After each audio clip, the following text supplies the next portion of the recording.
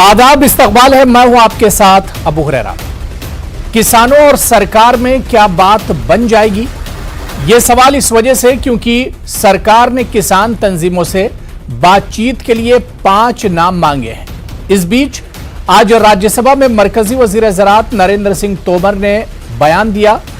मरकजी हुकूमत ने कहा है कि इसके पास किसान तहरीक के दौरान जान गंवाने वाले किसानों की तादाद और इनके खिलाफ दर्ज मुकदमात की कोई मालूमात नहीं है। ऐसे हालत में किसी तरह की माली एआनत का सवाल ही पैदा नहीं होता है।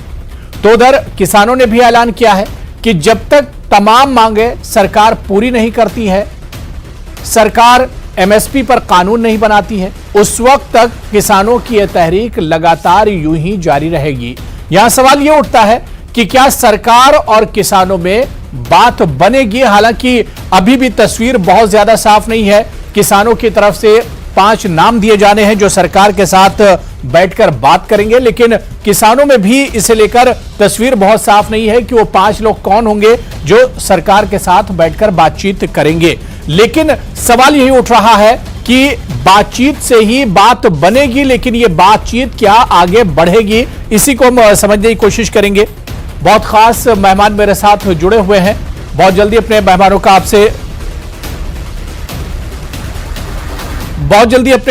आपसे तारुफ करा देता हूं। मेरे साथ बहुत खास मेहमान लोकेश शर्मा जी, जो कि पॉलिटिकल एनालिस्ट हैं, किसान एक्सपर्ट भी हैं, किसानों के इश्यूज पर अक्सर हमारे साथ जुड़ते रहते हैं।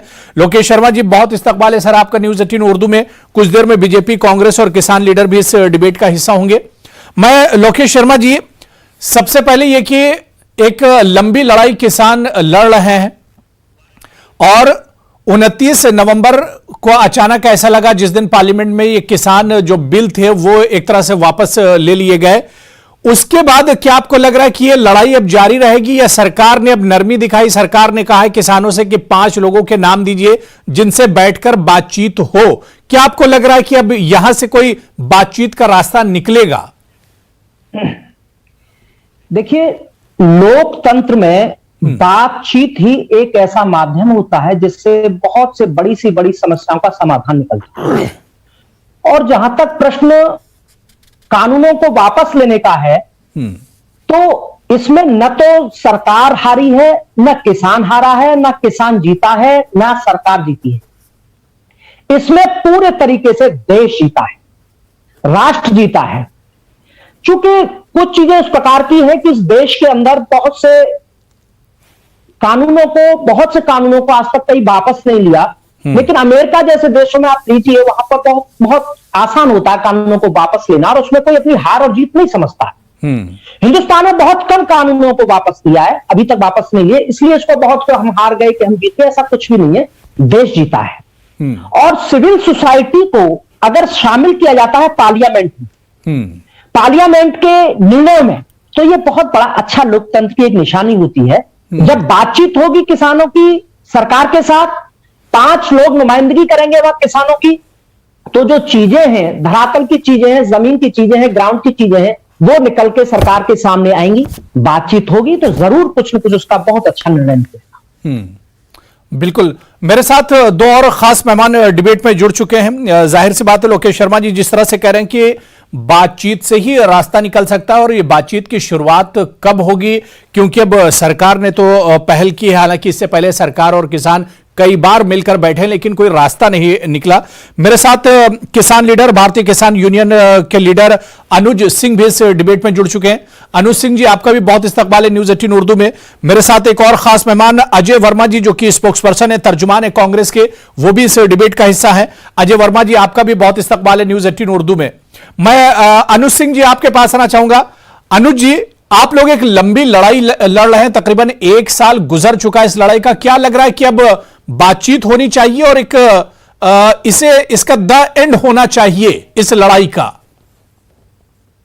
बिल्कुल बातचीत होनी चाहिए, और हम लोग पहले दिन से ही बातचीत के पक्ष में है कि सरकार बातचीत करे और बातचीत के माध्यम से ही समस्याओं को सॉर्ट आउट करे। लेकिन सरकार ही पीछे भाग रही थी। जैसा आपको याद होगा, सब पूरे देश ने देखा कि 22 जनवरी के बाद सरकार ने किसानों से दूरी बना ली।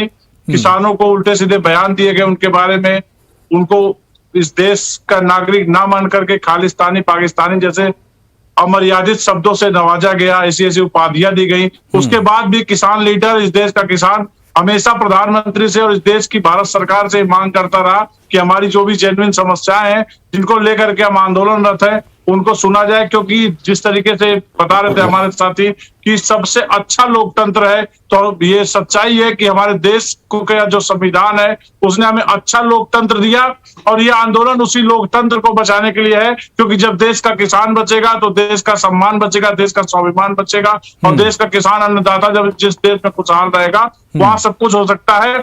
और बातचीत की कड़ी जब आज आगे बढ़ी है तो निश्चित तौर पे बातचीत, ऐसा नहीं कि बातचीत होकर के चीजें खत्म हो जाएगी। उन बातचीत में हमारी जो समस्याएं हैं उसका निस्तारण होना चाहिए। जो हमारी डिमांड है वो सब लीगल डिमांड है, वो पूरी तरीके से किसानों के फेवर में है। जब तक किसानों की जो डिमांड है, जो हमारी 6 सूत्री मांग अभी शेष बची है, जिसपे सरकार को एक्शन लेना है, सरकार को करना है, जब तक उन पे पॉइंट टू पॉइंट डिस्कशन और पॉइंट टू पॉइंट उनका समाधान नहीं हो जाता है, तब तक ये आंदोलन जारी रहेगा। हमें कोई जल्दीबाजी नहीं है, 1 साल का समय निकल गया है, हम 2024 तक बैठेंगे। आगे की सरकार नई बातचीत करेगी, 2030 तक बैठेंगे, आंदोलन समाप्त नहीं होगा। अगर इस देश को मतलब जब तक सरकार तमाम बातें आप लोगों की नहीं मानेंगे, उस वक्त तक ये आंदोलन ऐसे ही जारी रहेगा, आंदोलन ऐसे ही चलता रहेगा। मेरे साथ एक और खास मेहमान बीजेपी के स्पोक्स पर्सन गुलरेज शेख भी मेरे साथ जुड़ चुके हैं। गुलरेज शेख जी, आपका भी बहुत इस्तकबाल है न्यूज 18 उर्दू में। मैं अजय वर्मा जी आपके पास आना चाहूंगा। अजय वर्मा जी, एक तरफ तो सरकार कहती है कि किसानों से हम बात करेंगे, किसान अपने 5 लोगों के नाम दे जिनके साथ सरकार बैठकर बातचीत करे, लेकिन दूसरी तरफ आप देखिए कि आज ही राज्यसभा में जो कृषि मंत्री हैं, मिनिस्टर हैं तोमर जी ने, उन्होंने कहा कि इसमें किसानों की कोई माली मदद नहीं की जाएगी क्योंकि इस आंदोलन में कोई किसान रिकॉर्ड के मुताबिक तो मरा ही नहीं है, जबकि किसान कह रहे हैं कि तकरीबन 700 किसान शहीद हुए हैं। सबसे पहले तो मैं यही कहना चाह रहा था अपनी पार्टी, अपने नेता राहुल जी की तरफ से, उन 700 से ज्यादा जो किसान शहीद हो गए उनको श्रद्धांजलि देते हुए, ये उनकी प्रति समर्पित जीत है, ये किसानों की जीत नहीं है, ये उन 700 किसानों की जीत है जो शहीद हो गए, जो असमय चले गए हिंदुस्तान को छोड़कर। अबू जी, मैं ये बताना चाहता हूँ कि तोमर साहब ये कहना चाहते हैं वो भारत सरकार इसकी गोली से या भारत की उस तानाशाही से किसान मर के सर्टिफाइड वो होते, जैसे कोरोना में मरे जिसपे मोदी जी का फोटो छपा, वैक्सीन पर तो छपा लेकिन मौत सर्टिफिकेट पे नहीं छपा। तो उनको ये कहना चाहते हैं, सरकार की हठधर्मिता ये है अबू जी कि सरकार बिल्कुल नहीं चाहती थी कि ये काले कानून वापस हो। क्योंकि मैं तो धन्यवाद करना चाहूंगा देश के उन 68 करोड़ किसानों का और उन लोगों का जो 1 साल से बारिश, धूप, गर्मी सहकर बॉर्डरों पर बैठे हैं। और देश की सरकार ने, जैसे बॉर्डर पर भी कभी इतनी बड़ी बड़ी कील, इतने बड़े बड़े सरिये, इतनी बड़ी खदान, पत्थर, बोल्डर, डेडर, खाइयां नहीं खोदी, पता नहीं जैसे हमला हो रहा हो चाइना से। चाइना को तो डर के मारे नाम भी नहीं लेते थे, और किसानों के ऊपर दुनिया भर के लांछन लगाते थे, आतंकवादी, खालिस्तानी, विदेशी समर्थक। तो मेरा कहने का मकसद ये है आपसे सीधा सीधा अबू जी कि इन किसानों ने जो अपना धर्म निभाया, वरना आज हिंदुस्तान के 136 करोड़ लोग, पूरे के पूरी जितनी आबादी है, चूंकि खाना सब खाते, रोटी सब खाते, पराठा कोई रोटी कोई खाता है, ये अन्न जो है गेहूं, अन्न, बीट, आटा, चून, अलग अलग भाषा में, ये 100 रुपए किलो हो जाता। और ये अगर काले कानून नहीं हटते तो 4 क्रोनो कैपिटलिस्टों की पूंजी बढ़ाने के लिए ये 100 रुपए किलो बिकता। अब ये पुनः अपने रेट में वापस आ गया। यानी कांग्रेस भी चाहती कि अब बातचीत होनी चाहिए और अब एक रास्ता निकलना चाहिए, ये मतलब यूं ही ना रहे, बल्कि अब एक बातचीत हो और एक रास्ता निकले। 30 सेकंड में फाइनल कर रहा हूं। कांग्रेस पार्टी है कि यार हमारी ये इच्छा है और देश के लोगों की ये इच्छा है कि सरकार अपनी हठधर्मिता छोड़ के MSP पर कानून बना दे और इन सारे किसानों के ऊपर दर्ज मुकदमे वापस ले ले और इन 700 किसानों को शहीद का दर्जा दे और इनको मुआवजा दे। क्यों? आपने देखा यूपी में चुनावों के लिए या और पार्टियों में चुनावों के लिए 5 लाख से लेकर 50 लाख तक का मुआवजा उनको दिया गया जो मारे गए हैं। तो ये तो किसान है, मारे गए, तो सरकार क्यों नहीं इनको शहीद का दर्जा देती है और क्यों नहीं बिल्कुल इनको मुआवजा बिल्कुल। देती? मैं ठीक है, जो बात यहां पर आपने कही अजय वर्मा जी, इससे पहले अनुज सिंह और लोकेश वर्मा जी ने, गुलरेज शेख जी मेरे साथ जुड़े हुए हैं। गुलरेज जी, सरकार एक तरफ तो कह रही कि किसानों से बात करेंगे और जो कानून था उसे भी सरकार ने वापस ले लिया है। फिर अब आज राज्यसभा में तोमर जी जो बयान देते हैं उसमें कहते हैं किसानों की किसी तरह की माली मदद नहीं की जाएगी, कोई किसान इस आंदोलन में शहीद नहीं हुआ है। तो एक तरफ तो बातचीत करने के लिए भी तैयार हैं, दूसरी तरफ कुछ चीजें हैं जिस पर क्वेश्चन मार्क भी लगाते हैं। तो मतलब सरकार की नीयत पर सवाल उठ रहा है। देखिए, दो तीन चीजें हैं सर। पहली बात तो सरकार की नीयत बिल्कुल साफ है। माननीय प्रधानमंत्री नरेंद्र मोदी जी ने जो कहा वो करके दिखाया। हमने अपनी कोई हठधर्मिता नहीं चलाई। हम आज भी ये मानते हैं कि ये जो कानून बनाए गए थे ये राष्ट्र के हित के लिए बनाए गए थे और इनको वापस लिया गया है। राष्ट्र के हित से ज्यादा जो कानून बनाए गए थे किसानों के हित के लिए बनाए गए थे, एग्रीकल्चर के रिफॉर्म के लिए बनाए गए थे, लेकिन आंदोलन को खत्म करना राष्ट्र के हित में था तो उस कानून को वापस लिया गया। क्योंकि राष्ट्र है तो किसान है, जवान है, आप है, मैं हूं, कांग्रेस है, भाजपा है, इसलिए राष्ट्र सर्वोपरि होता है। अभी जो बात है कि शहीद के दर्जे की, देखिए कॉन्स्टिट्यूशनली शहीद का दर्जा उसी को होता है जो दुश्मन देश से जंग लड़ते हुए मारा जाए, उसी को शहीद का दर्जा दिया जाता है।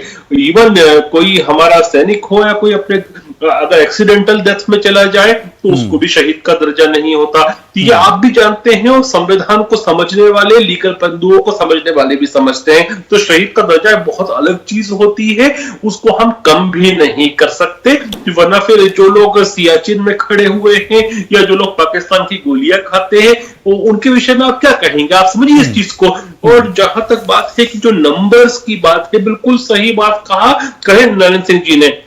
अभी कांग्रेस के प्रवक्ता महोदय बैठे हैं, आधिकारिक प्रवक्ता है कांग्रेस पार्टी के, जरा ये बताने का कष्ट करेंगे यदि आपकी पंजाब की सरकार के पास क्या नंबर है कि कितने किसान वहां पर इस आंदोलन के दरमियान मरे, क्योंकि किसान आ रहा था, जा रहा था, स्थायी नहीं था। तो ये नंबर्स की बात करते हैं, एक बहुत बड़ी संख्या और अधिकांश जो किसान थे वो पंजाब के जो क्षेत्रीय सीमा है उसमें बैठे थे। वहां पर सरकार किसकी है? आज भी कांग्रेस पार्टी की है। कांग्रेस के प्रवक्ता से पूछ लीजिए क्या आपके पास नंबर से आपकी सरकार के पास। अजय वर्मा जी, अजय वर्मा जी, आप मुझसे कुछ पूछ रहे हैं, बताओ ना। अजय वर्मा जी, वो जी कांग्रेस की नीयत पर सवाल उठा रहे हैं गुलरेज जी। देखिए, गुलरेज भाई हैं हमारे और बड़ी अच्छी तरह से, बड़ी साफगोई से पार्टी का बचाव कर जाते हैं, चाहे वो हित में हो या अहित में हो, कर जाते हैं। जहां तक ये सवाल है, जब कृषि कानूनों के मुद्दे की बात आई, कांग्रेस पार्टी ने पंजाब में, राजस्थान में, दिल्ली में, इधर केजरीवाल जी ने या हमारी जहां जहां सरकार थी, किसान बिलों को पास ना करने का एक बिल लाके अपनी मेजोरिटी से विधानसभा में किया गया। जब हम ये कर सकते हैं किसानों के हित में, तो हम और सारी चीज भी किसानों के लिए हम तो शुरू से कर रहे थे, कर रहे हैं और करेंगे। अब मैं ये पूछना चाहता हूँ, भारत में संविधान में इस वक्त सब कुछ जायज है। पूछो क्यों? क्योंकि एब्सोल्यूट से ओवर मेजोरिटी में जो सरकार होती है, और खास करके मोदी साहब जैसे विद्वान और 56 इंच के जो मौजूद हों, तो उससे क्या होता है, अभी आपने पीछे देखा कि किस तरह से कंगना रनौत आने वाले कल में पद्मश्री उनको दे दिया गया, वो मिनिस्टर बनने वाली है। मैं आज आपके टीवी पे कह रहा हूँ, क्योंकि मोदी जी का विशेष अधिकार है, वो कब किसको मंत्री बना दें। उनको जब Y+ सिक्योरिटी दी जा सकती है और औरों की छीनी जा सकती है। ठीक है, तो ठीक है। गुलरेज शेख, आप कुछ कहना चाह रहे हैं? बहुत मुख्तसर में, उसके बाद लोकेश जी और अनुज जी, मैं आ रहा हूं दोनों लोगों के पास। जी देखिए, वर्मा जी जो है हमारे बड़े भाई हैं और बड़े आदर पूर्वक मैं पूछता हूं कि आपकी सरकार है पंजाब में और मृत्यु, जन्म, इन सब का जो डाटा रखता है वो राज्य का अधिकार होता है, राज्य का कर्तव्य होता है। आप बताइए ना कि कितने किसानों की मृत्यु हुई पंजाब में, बताइए आप। देखिए 2000 राजनीति पूरी खत्म हो जाएगी जनाब। जो सेंसेक्स, जो जनगणना होती है ना, वो देश की सरकार कराती है, स्टेट की सरकार तो सहयोग करती है। और फिर ये MSP पे कानून भी देश की सरकार ने बनाया, डिजास्टर मैनेजमेंट में भी देश की सरकार प्रभावी होती है। तो ये तो बेमानी बातें हैं कि आप प्रदेश के ऊपर टाल देते हैं। चलिए ठीक है, मैं लोकेश शर्मा जी, मैं गुलरेज शेख जी आऊंगा, दोबारा से आपके पास आऊंगा। लोकेश शर्मा जी बहुत देर से वेट कर रहे हैं। लोकेश शर्मा जी, सवाल ये उठ रहा है कि किसान भी बात करना चाहते हैं, सरकार भी बात करना चाहती है, लेकिन बात की टेबल पर नहीं पहुंच पा रहे हैं। क्या आपको लग रहा है कि अब कानून जब वापस हो चुका है, किसान अभी भी अपनी कुछ मांगों पर अड़े हुए हैं, तो क्या ऐसे में आपको लग रहा है कि बात बनेगी? फिर जब बातचीत के लिए टेबल पर बैठेंगे तो इस बार कुछ नतीजा निकलने वाला है? देखिए, सरकार और किसान दोनों चाहते हैं कि किसान की आय बढ़े और किसान की आय बढ़नी भी चाहिए। और जहां तक प्रश्न आपस में संवाद का है और संवाद के बाद नतीजों का है, तो जब तक आपस में वाद विवाद नहीं होगा, उसी के बाद तो उसका निर्णय निकलेगा। और जहां तक प्रश्न अभी गुलरेज साहब और हमारे अजय जी कह रहे थे न्यूनतम समर्थन मूल्य का, एमएसपी का, कि किसान समझता है कि जब तक एमएसपी को कानून के दायरे में लाने से उसकी आय बढ़ेगी, जब तक उसको दायरे में नहीं लाया जाएगा कानून के में, उसकी आय नहीं बढ़ेगी। और सरकार का यह मानना है कि अगर हम एमएसपी को कानून के दायरे में लाते हैं तो किसान पर आर्थिक बोझ बढ़े, सरकार पर आर्थिक बोझ बढ़ेगा। आर्थिक बोझ इसलिए बढ़ेगा कि जब फसलें बहुत ज्यादा उत्पादन होगा और समर्थन मूल्य, न्यूनतम समर्थन मूल्य मिलेगा, तो किसान उन्हीं फसलों को उगाएगा। और जब उन्हीं फसलों को उगाता जाएगा तो सरकार को उनकी खरीद करनी होगी और किसान और आपूर्ति अधिक होगी, तो सरकार जब उनको या तो घरेलू बाजार में या बाहर के बाजार में जब उसको बेचेगी तो उसको कम मूल्य में बेचना पड़ेगा, तो उस पर दाम गिरेगा और उसका आर्थिक बोझ बढ़ेगा। वो इस चीज को मान के चलती है। लेकिन स्वामीनाथन की जो रिपोर्ट थी 2006 में, उनकी रिपोर्ट की बात थी कि C2 फॉर्मूला लागू होना चाहिए। और सरकार जब एनडीए की सरकार बनी थी, उस समय भी उन्होंने किसानों से वायदा किया था कि डॉक्टर स्वामीनाथन की जो 2006 की जो रिपोर्ट थी उसको C2 फॉर्मूले से ही लागू किया जाएगा। समर्थन किसानों की मांग तो ये भी है, जो अब किसानों की डिमांड है उसमें तो स्वामीनाथन रिपोर्ट का भी जिक्र है और ये उनकी डिमांड में ये भी शामिल है। मैं अनुज सिंह जी आपके पास आना चाहूंगा। अनुज जी, बात बनेगी कैसे? सरकार ने अब इनवाइट किया है, तो अगर किसानों की जो मांगे हैं, छह जो डिमांड है, उस पे अगर सरकार तैयार नहीं होती तो क्या इसी तरह से आंदोलन आप लोगों का चलता रहेगा या कोई अब बीच का रास्ता यहां से निकालेंगे? नहीं, बिल्कुल। अगर सरकार जो है ऐसे ही गोल गोल घुमाती रहेगी किसानों को अपने चक्र में, तो आंदोलन करना हमारी मजबूरी। हम यहाँ मजबूरी में बैठे हैं क्योंकि हम जानते हैं कि यहाँ से जाने के बाद हम बर्बाद होंगे। जो सरकार ने किसानों को बर्बाद करने का एक एजेंडा, एक प्लान पूरा कर रखा है, उसके तहत हम बर्बाद होंगे। जैसे ये कह रहे हैं, इनके कृषि मंत्री रिटर्न में दे रहे हैं कि हमारे पास किसानों की मौत का कोई डेटा नहीं है, इसलिए मुआवजे का सवाल ही नहीं उठता।